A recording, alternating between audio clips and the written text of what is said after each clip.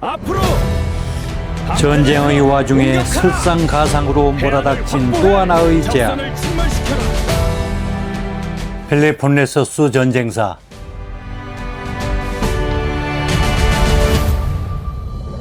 펠레폰네소스 전쟁 제5편 전쟁의 첫 해. 허를 찔린 인간의 이성과 뒤바뀐 문명의 흐름에 관한 이야기. 우리가 잘 아는 페스트의 작가 알베르 까뮈는 이렇게 말했습니다. 역사에는 전쟁만큼이나 많은 이것이 있어 왔다. 이것과 전쟁은 똑같이 항상 사람들의 허를 찌른다. 그리고 역사학자 윌 듀란트는 이렇게 말했습니다. 문명은 자연의 허락하에 존재하며 그 허락은 예고 없이 언제든 취소될 수 있다. 참으로 우리네 인생이 항상 그러하듯이 역사 또한 우리의 의도와 상관없이 예기치 않은 일이 일어나서 역사의 진로를 가로막기도 하고 때로는 예고도 없이 우리의 허를 찌르는 일이 발생하여 역사를 예기치 않은 방향으로 끌고 가기도 합니다. 이런 상황에 처하게 되면 인간의 뛰어난 이성과 완벽한 계획도 무력한 것, 무용지물이 되고 말지요. 그런데 아테네에 딱 그런 일이 일어났습니다. 아테네에 무슨 일이 일어났던 것일까요? 찬란한 아테네 문명이 예고도 없이 사라질 위기, 또 완벽한 이성의 소유자 페리클레스의 허를 찌른 이 사건은 무엇이었을까요?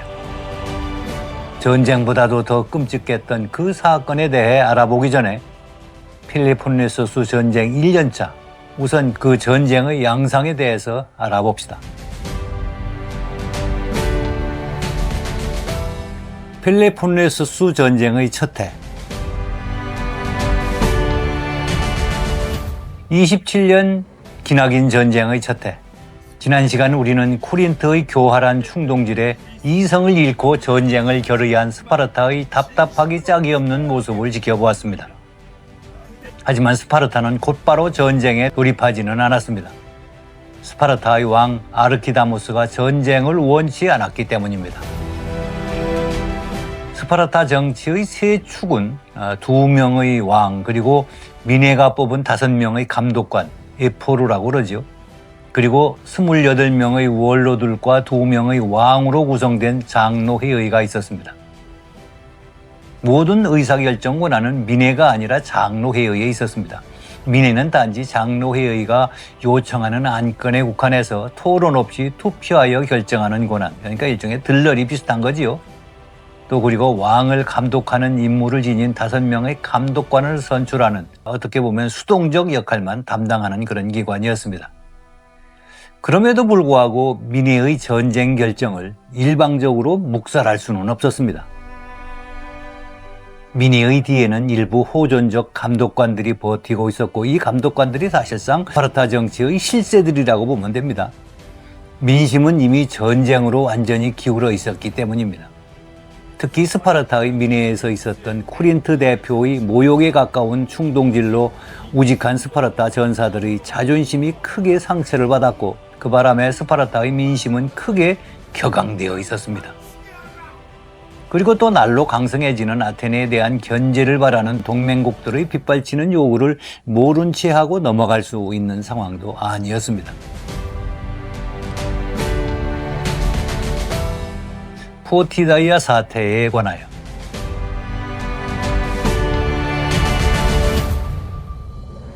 전쟁의 또 다른 도화선 포티다이아 사태.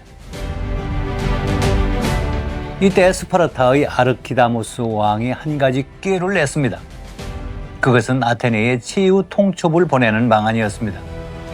조건은 아테네가 포위 중인 포티다이아에서 철수하고 메가라에 대한 봉쇄를 철회하는 것이었습니다. 포티다이아는 본래 코린트가 건설한 식민지였고 이곳에 위치하고 있습니다만 아테네가 속한 델로스 동맹에 가입하고 있었습니다. 그런데 인근의 마케도니아가 개입을 하고 또 코린트가 끊임없이 충동질을 하는 바람에 포티다이아에서 반란의 기운이 무르익어가고 있었습니다. 이를 방치할 수 없었던 아테네는 포티다이아에게 성벽을 허물고 군대를 해산하라고 명령하였습니다. 포티다이아는 이를 거절하였습니다. 왜냐하면 코린트가 나서서 포티다이아가 반란을 일으키면 스파르타가 도와주겠다는 약속을 받아냈기 때문이었습니다.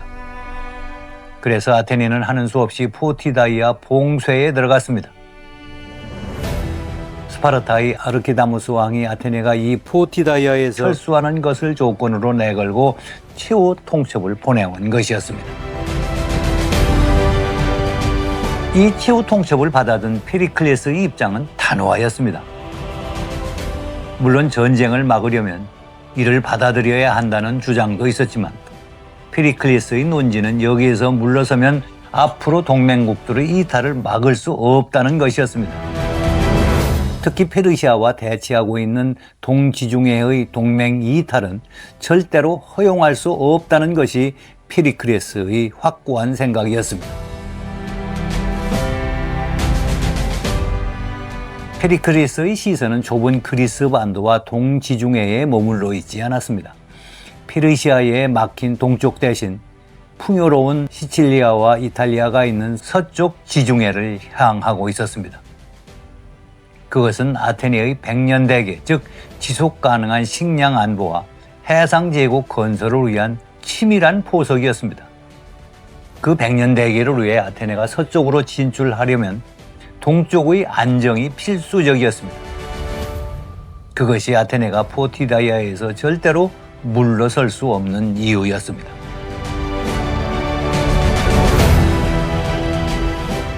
(27년) 전쟁의 서막에 관하여 기원전 431년 마침내 펠레폰네소스 전쟁, 27년에 걸친 전쟁의 막이 올랐습니다. 아테네의 페리클레스가 스파르타의 최후 통첩에 불응하자 스파르타는 아테네의 아티카 지방을 공격해왔습니다. 하지만 페리클레스는 그동안 심사숙고해서 짜놓은 전략을 실행에 옮깁니다.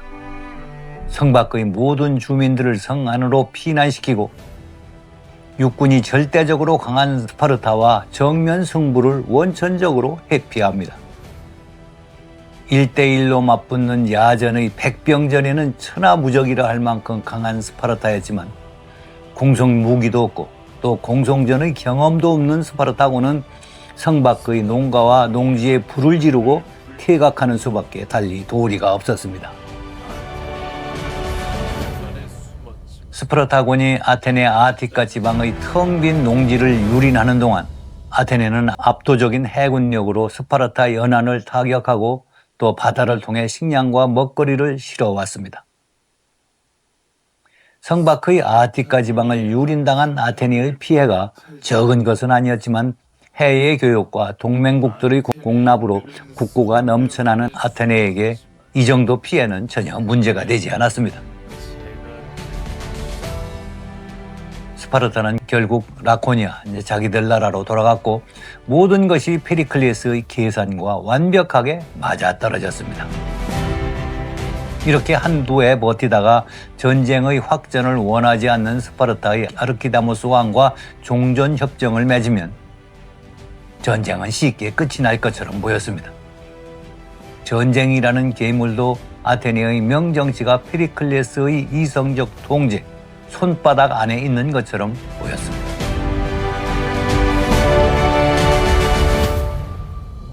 아테네 역병의 참상에 관한 이야기. 그런데 누구도 예상하지 못한 뜻밖의 일이 벌어졌습니다. 우리 인생이 항상 그러하듯이 역사는 항상 우리의 예상이나 계획한 대로만 흘러가지 않습니다. 언제든지 예상치도 않은 일이 일어나서 역사를 엉뚱한 방향으로 끌고 가기도 합니다. 아테네도 딱 그러했습니다. 이름 모를 역병이 번진 것입니다. 전쟁 2년 차였던 그해 스파르타는 전염병을 염려해서 40일 만에 퇴각하였습니다. 아테네의 입장에서 그것은 다행이었지만 2년 넘게 지속된 이 전염병은 아테네 인구 3분의 1의 목숨을 앗아갔을 뿐만 아니라 아테네의 모든 것을 뒤흔들어 놓았습니다.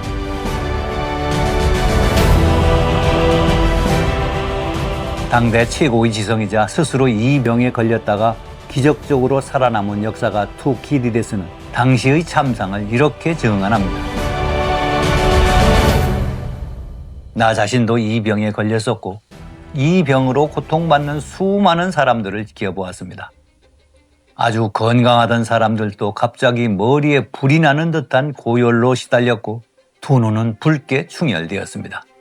겉보기에 피부는 그리 뜨겁지 않았지만 몸 안에서는 불에 데이는 듯한 장열감이 몰아쳤습니다. 옷깃을 스치는 것조차 견디지 못해서 환자들은 모든 옷을 벗어 던졌고 가시지 않는 갈증의 고통에서 벗어나려고 스스로 우물물에 몸을 던지기까지 하였습니다.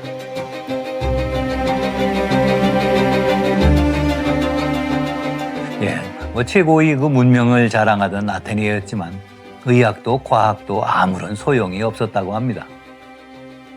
치료법을 몰랐던 의사들은 환자를 돌보다가 가장 먼저 목숨을 잃는 경우가 부지기수였고 신을 향한 간절한 기도 역시 아무 소용이 없었습니다. 시신을 먹는 들짐승마저 죽어나가면서 아테네의 하늘에선 맹금류조차 자취를 감추었다고 합니다. 전쟁을 피해 피난민들이 몰려들어 비좁고 또 환기도 되지 않는 성 안의 우막 안에서 사람들은 파리떼처럼 죽어나갔습니다. 하지만 육체의 고통보다 더 끔찍한 것은 사람들이 마음속에 자리 잡은 깊은 절망감이었습니다.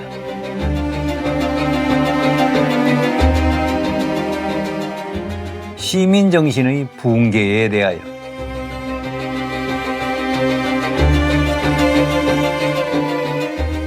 투키디데스의 이야기를 이어나가겠습니다.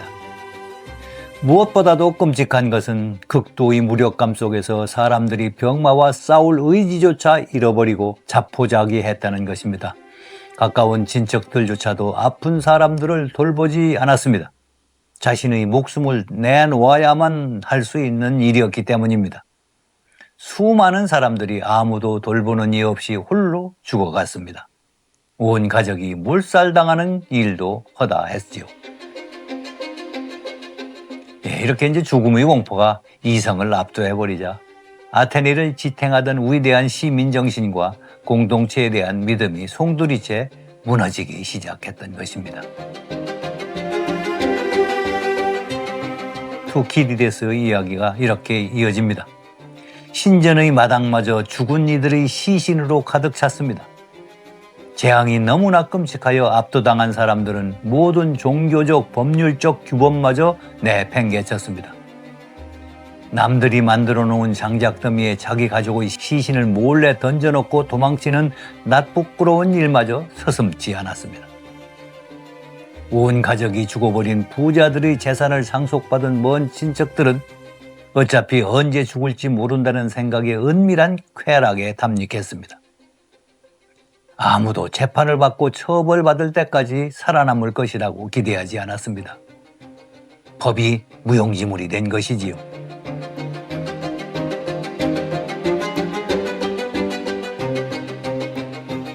이렇게 이제 명예심도 신에 대한 두려움도 사라진 채 오로지 눈앞의 쾌락만을 추구하는 무법 상태.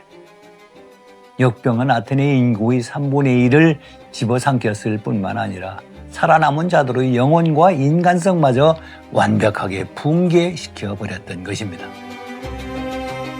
그리고 이 파괴된 시민정신은 머지않아 맹목적인 분노를 포철하면서 아테네를 무너뜨리게 될 것입니다.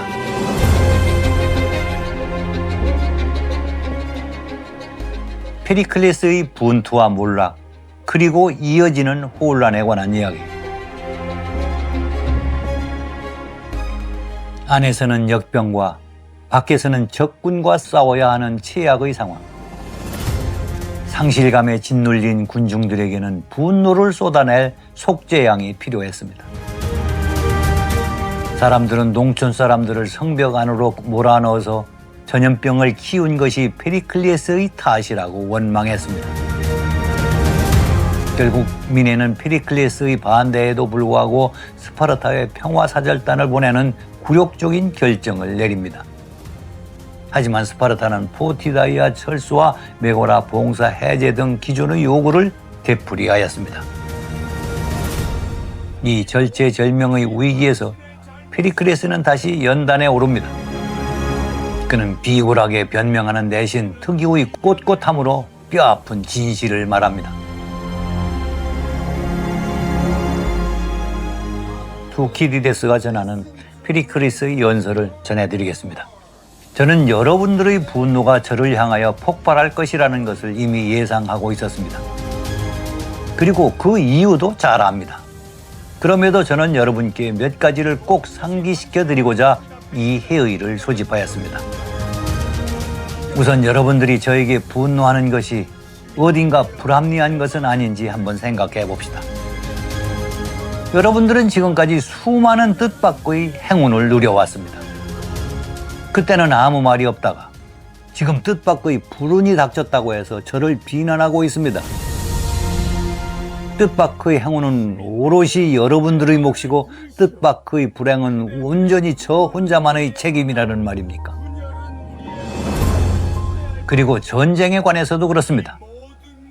전염병이 돌기 전 제가 전쟁에 찬성 발언을 하였고 여러분 스스로 그에 찬성표를 던진 것입니다. 그런데 전염병으로 우리의 삶이 위험에 처하자 이제 와서 저를 공격하고 있습니다. 그때나 지금이나 저는 똑같습니다. 조금 더 바뀌지 않았습니다. 바뀐 것은 제가 아니라 여러분들입니다. 이제 와서 저를 비난하는 여러분의 오늘 이 행동이 합당한 것인지 각자 한번 생각해 보시기 바랍니다. 국가는 고통을 당하는 개인들을 도울 수 있어야 합니다. 그러나 국가가 져야 할 짐을 한 사람이 혼자서 지고 갈 수는 없습니다. 자, 여러분은 오늘 이 자리에 왜 모였습니까? 여러분 각자가 이 나라를 지키겠다는 생각이 있어서 여기에 오신 것 아닙니까? 그런데도 이렇게 여러분들이 저 한 사람만 비난하는 것은 잘못된 것 아닙니까? 이렇게 이제 페리클레스는 시민들에게 끌려다니기보다 시민들이 잘못된 생각을 지적하고 깨우쳐주는 사람이었습니다. 아울러 그는 시민들이 사기를 북돋우는 말도 빼놓지 않았습니다. 이렇게 이어집니다. 예상치 못한 불행이 닥치면 사람들은 넋을 잃게 마련입니다. 역병이 여러분들의 모든 것을 뒤덮어 버림으로써 여러분에게도 바로 그런 일이 일어난 것입니다. 그러나 여러분은 가장 위대한 도시의 시민임을 기억해야 합니다. 여러분은 가장 위대한 도시에 걸맞는 삶을 누려왔습니다.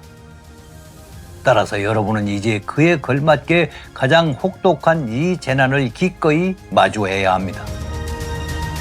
그리고 여러분이 지금까지 쌓아올린 영광을 결코 희생시키지 않겠다는 굳은 결의를 다져야 합니다.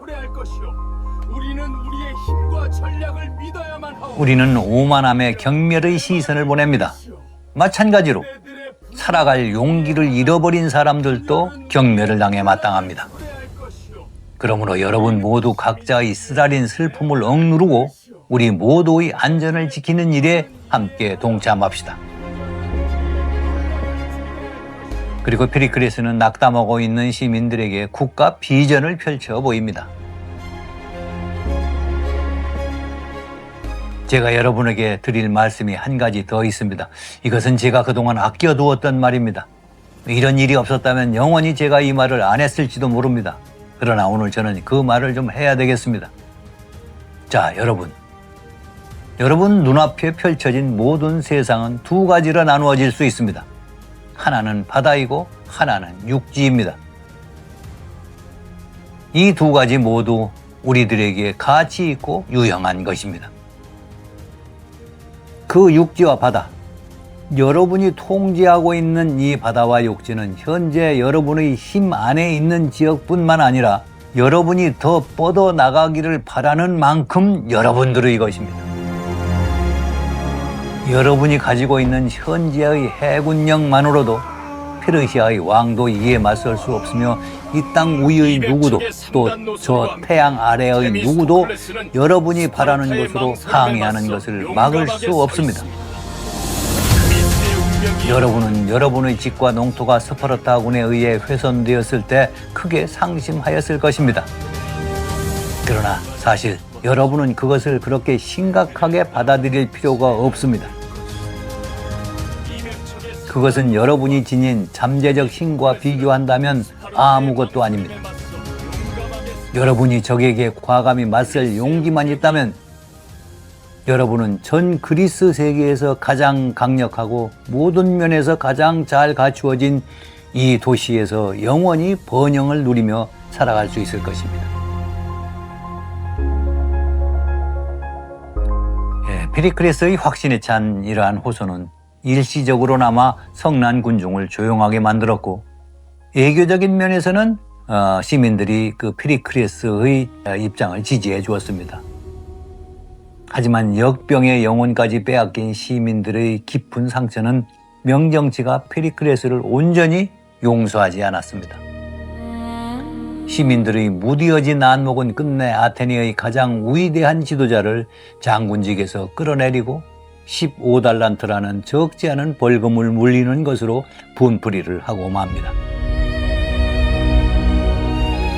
비록 그해 겨울 2년 넘게 버티던 적 포티다이아가 항복했다는 반가운 소식이 들려왔지만 아테네가 입은 치명적인 내상은 이미 돌이킬 수 없는 상태였습니다. 재앙에 압도되어 올바른 판단력을 상실해버린 시민들, 위대한 지도자가 사라진 텅 빈 자리에는 대중의 공포와 탐욕을 부추기는 거짓된 선동가들이 독버섯처럼 피어나기 시작합니다. 위대한 문명 아테네는 그렇게 찬란했던 영광을 뒤로한 채 중후정치라는 허망한 혼돈의 늪으로 서서히 빠져들고 있었던 것입니다. 다음 시간에는 페리클레스의 몰락과 함께 아테네를 돌이킬 수 없는 파멸로 몰아넣는 악명 높은 선동가 클레온의 등장에 대해 이야기해 보겠습니다. 이성을 잃은 제국은 과연 어떤 비극을 맞이하게 될까요? 다음 시간 기대해 주십시오. 감사합니다.